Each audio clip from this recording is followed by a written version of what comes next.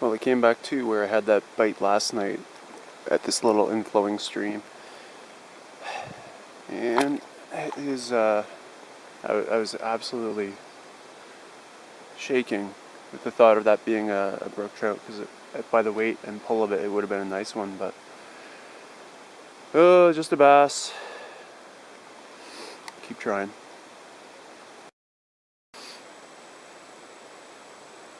So for day 3, I'm heading into the next lake north of me. There's a creek that runs between them, and at least one beaver dam to get over. So I brought my sandals and I've got all my rain gear on, and it's supposed to rain later, so hopefully I don't get too soaked today. But see if that lake has some better brook trout fishing than this one. Fingers crossed. Well, there's no way around it. Gonna have to get the feet wet. At this dam here, I just came across a beaver, and I kind of startled him. He was digging at the ground or something, and when he came up, he dove underwater and swam right under the canoe. So that was pretty cool, because I got to see him in that stretched out position. They kind of look like a platypus or something when they swim and sprawl out like that. So it was cool.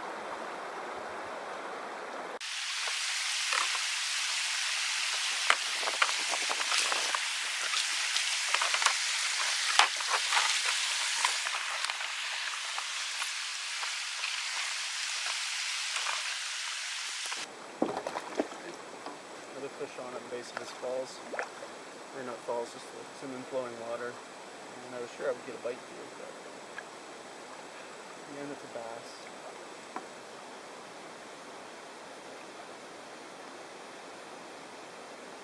That is possible. If you're wondering why I'm not eating the bass, because they are out of season.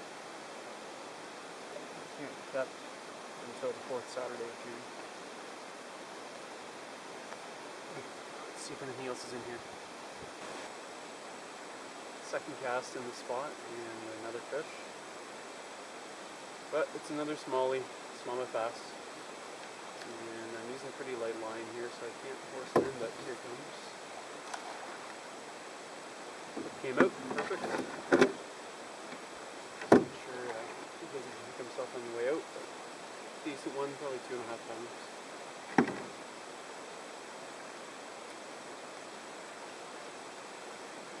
Third time's a charm, right?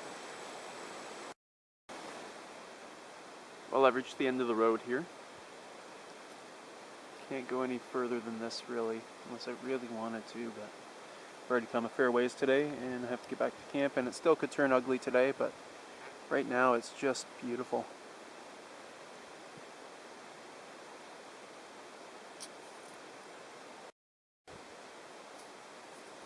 I just found a really nice campsite on the northernmost lake here.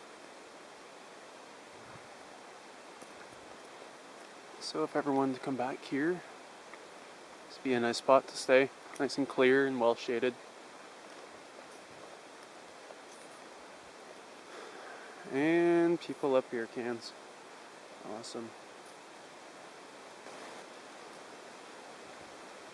Well, I can see it storming there in the distance, and I'm hoping that I can stay dry. That might be pretty close to camp, actually. But so far, it's kind of staying blue above me. But there are plenty of big clouds out there. There was a possibility of thunderstorms today too, so hopefully I just work my way around it.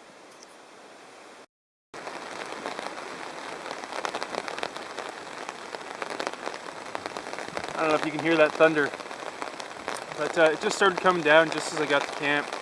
It was spitting before that and raining lightly, but it just started to really come out. So that timing worked out perfectly. There was even a bit of slushy hail coming down there as I got in. So I'm dry, and it can rain all at once right now. I'm gonna eat some lunch.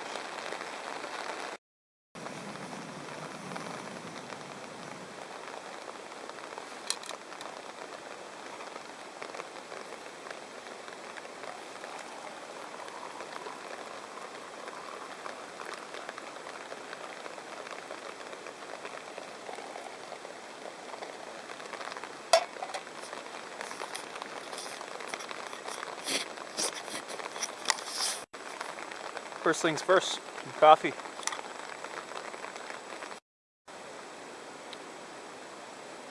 Garlic bread and coffee.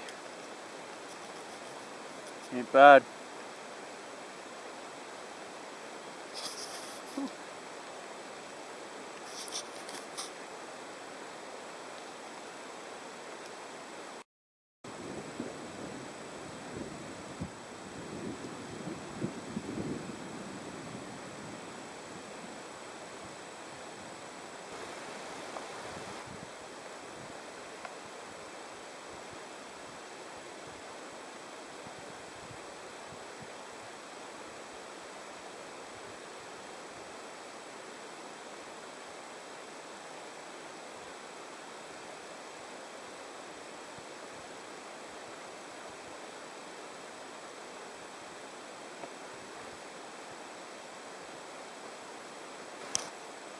Well, it's 6 o'clock and just woke up from a 3 or 4 hour nap.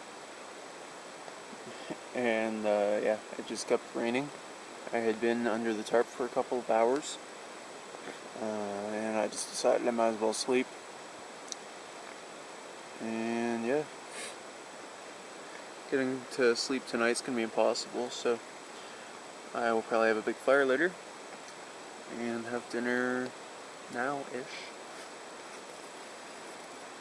And at least the sun, I can see through the tent that it's coming out, so pitter patter. Oh, and by dinner, I mean popcorn, of course. Well, before I resort to that, I'm gonna give it one last shot for brook trout in this lake. I've pretty much lost all hope of that happening in the lakes here. I just think they're too shallow to be able to hold brook trout, which are cold water species. So I think my best shot is tomorrow when I get back to the creek where I started and where I think I saw a brook trout just dart away from under the canoe. So there's not, hope's not all lost yet, but I just don't think it's going to happen on the lakes. Anyway, I'm going to give it one last shot.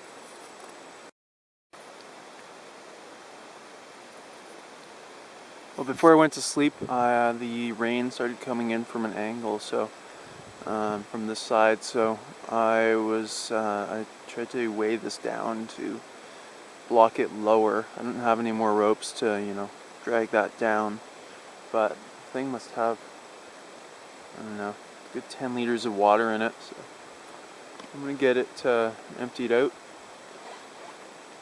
and get this weight off of it.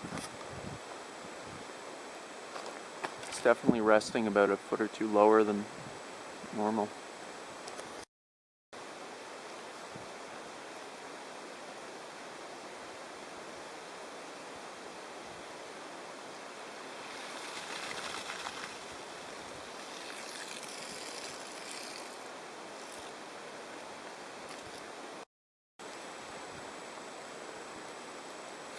Well, I've got a good fire going, but I'm lacking anything dry that's of any substantial size to burn now.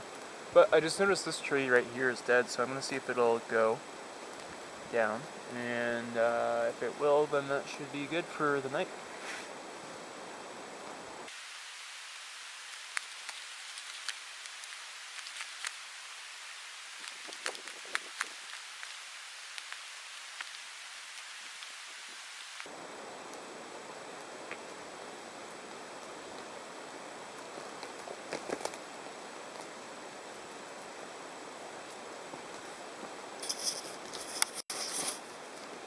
That'll do.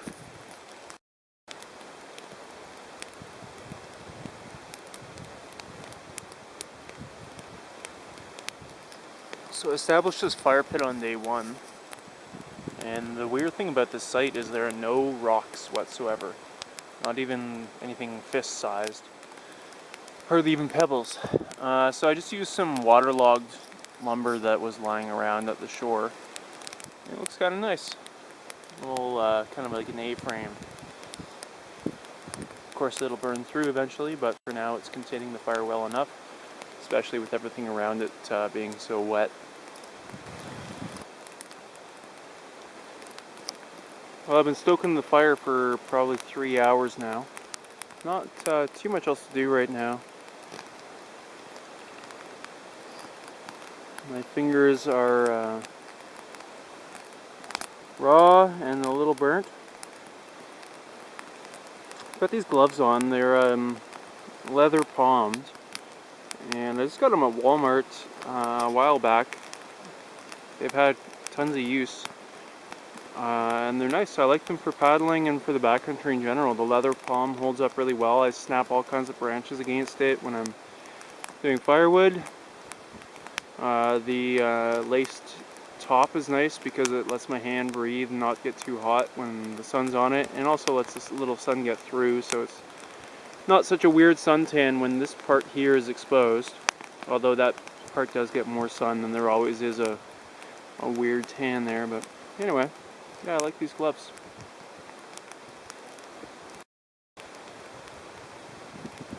Finally got a sliver out of there. It was right on my palm in a really awkward space to try and dig it out, and I don't really have the tools to do it here. I do take nail clippers into the backcountry, but not tweezers, and that was really what I needed.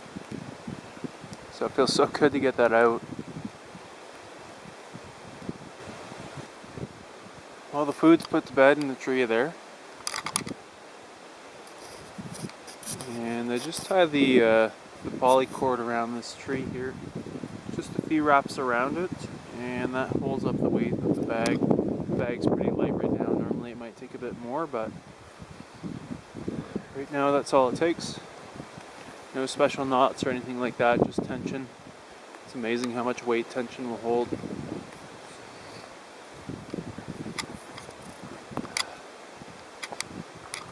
It's an incredibly dark night tonight.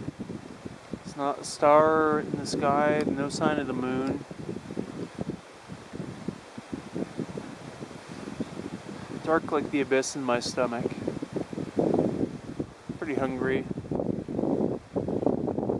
I've had no real protein this trip because I was counting on the cheese and salami for that, along with some brook trout, none of which have materialized on this one. So hopefully tomorrow, and if not, I'll be home tomorrow. Tomorrow's day 4, which is the final day, and I will feast when I get home if I don't have anything till then.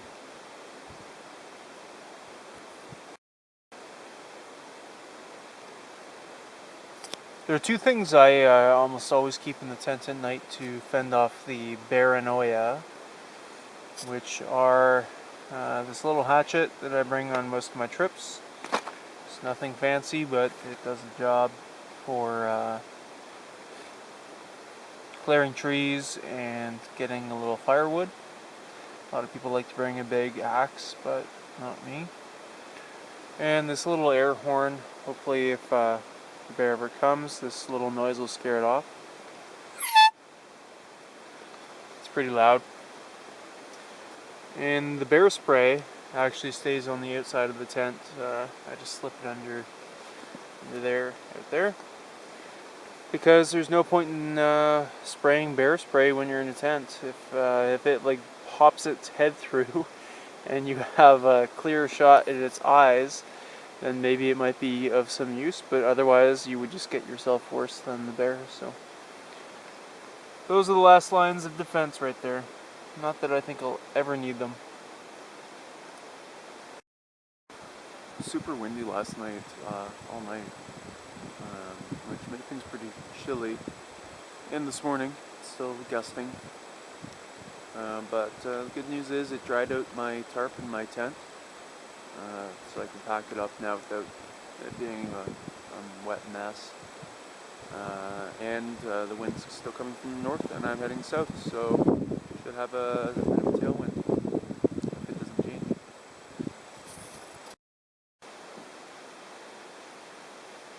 Here's breakfast. Got mint tea and oatmeal raisin cookies, which are what I brought for breakfast on this trip, and I quite enjoyed it because it's basically breakfast stuff, oatmeal, and it takes no preparation, so I can just get started with my day and start fishing and whatnot. For the rest of the day, I have 2 chocolate bars, and some of the Triscuits are left.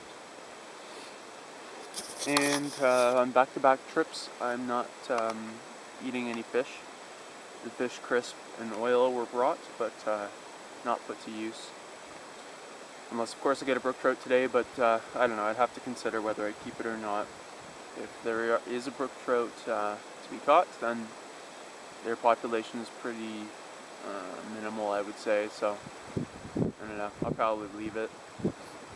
It's also back-to-back trips of being pretty rainy. However, this one was so much more enjoyable than the Georgian Bay trip. For one, I had the tarp, so that gave me a lot of extra dry space. So well worth packing that in on this trip. But moreover, I didn't have much ground to cover on this trip. To get in here is maybe, I don't know, 7 kilometers versus the last trip, which was about 50 kilometers in total. This one I might do 20 kilometers in total. So that meant I had to cover a lot of ground, and I had to set up 3 camps in 3 nights, versus here where I had this 1 camp for all 3 nights, and I just tripped out from here each day. So yeah, despite the weather, great trip. Well, this is all my camp gear packed up. So the green bag has my kitchen gear and my food, although there's nothing left of it. And the peach bag has all the other camp gear. And you may be wondering why I got peach color, but the reason was to avoid the other 2 colors, which were black, which is not good in the backcountry because it gets super hot, and yellow, which I don't know, just seemed like a worse choice.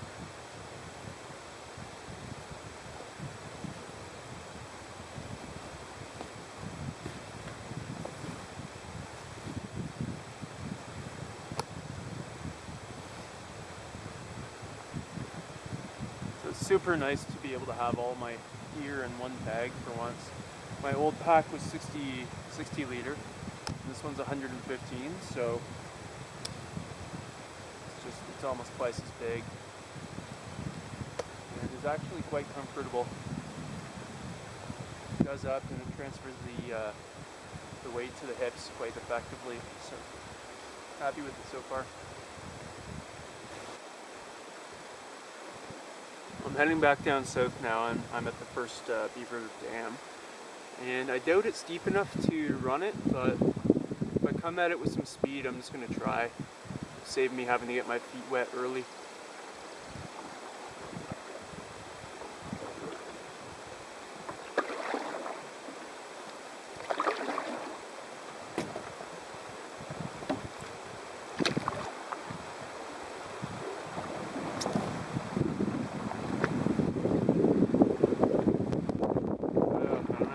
Break the canoe here.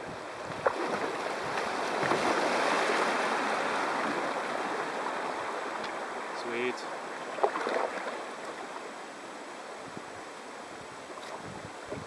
This is the beauty of going downstream now. I love starting the trip upstream and coming back down.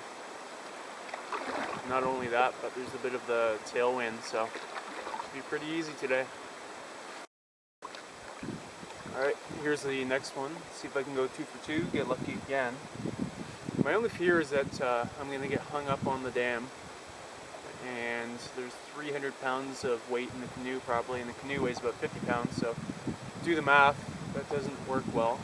But this one actually looks really easy. Should be able to glide right over this spot here.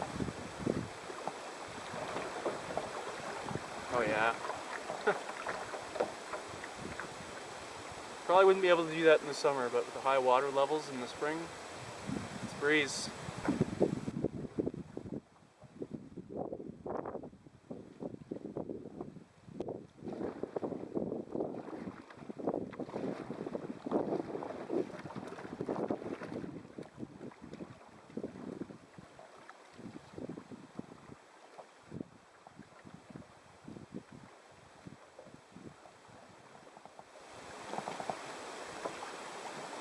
Man, these slides are fun.